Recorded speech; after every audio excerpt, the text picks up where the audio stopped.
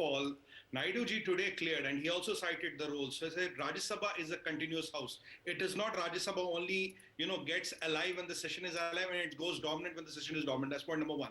Point number two, when today Piyush Goyal ji gave a big speech on the national TV where he described in detail what had happened in that day in Parliament, which obviously common people like us did not know till this morning. We were ashamed to know what happened. This event happened in the last day. You hackle women marshals. You try to strangle a mayor marshal. You are throwing chairs at the chair. You are trying to get out and bring down a LED screen and throw it. Their marshals and female marshals, when manhandled, the chair had to be physically protected with the female marshals. Lat, Usa, Mukka, everything was used. And now you are telling and questioning why were you suspended? What else could be done? What were you waiting for a disaster to happen? You wanted the blood to be on the floor of the house. Then some actions would have been taken. Now the Parliament House is for democracy, not for disruption. The well of the house is not Mot ka kuan where you come and perform your stunts. Why did the marshals need to protect the chair? If you are going physical with the chair, which kind of democracy, which law of democracy, which law of constitution allows you to get physical? Which law allows you to touch a female marshal? What is happening in the parliament? And these people, the same set of people today go in front of Mahatma Gandhi statue and say, democracy ko bacha, we have been picked up, we have been haunted, we've been done. But what happens to their actions? What did they do? Is it justified? How on this earth can this just be justified? And when Rajya Sabha TV was going live, our channels go to 80 countries, our channels go to 100 countries.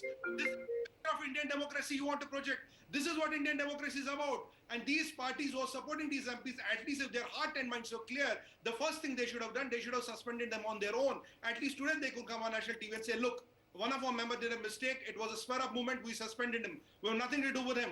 And on the top of that, they are coming and accusing BJP. What did Mr. Piyush Goyal say? He said there's one parliamentary bill which is being discussed. Aaj, kal, parsu. Okay. Batao, show you what we will show you our numbers. Okay, but Sumit Swati is also making the point that this punishment. Of the monsoon session. Now after that, so yeah, if you know the technicality, would love to hear it.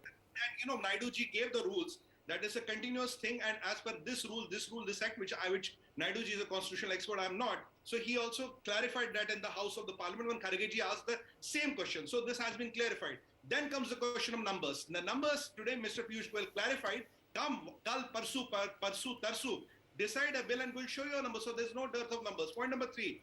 You see, Mr. Naidu has been a parliamentarian for decades. Last time, Vineet, I remember he was crying and he had tears in his eyes seeing the plight of things which were happening. And I even heard Mr. Goyal saying that somebody was fall on the floor and you put a kabda around the neck and you were trying to drag that person. Is this Indian democracy? Is this the picture we are trying to say? Mr. Naidu, all his life has been in opposition. Most of his life, he spent in opposition chairs. But has BJP or has, BJP affiliated or NDA partners behaved like that? Has this kind of manhandling happened?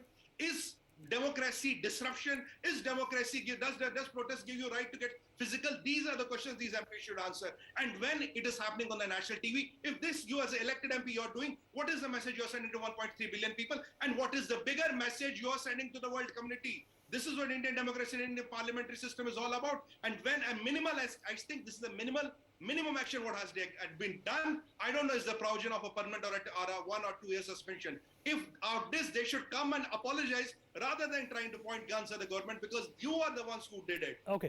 Sumit, hold on to that thought. Anirban Banerjee, political analyst, is also joining us on the program. Anirban, if you have a certain decorum in the parliament, but there also is a certain responsibility of this decorum to involve the opposition as well when passing bills.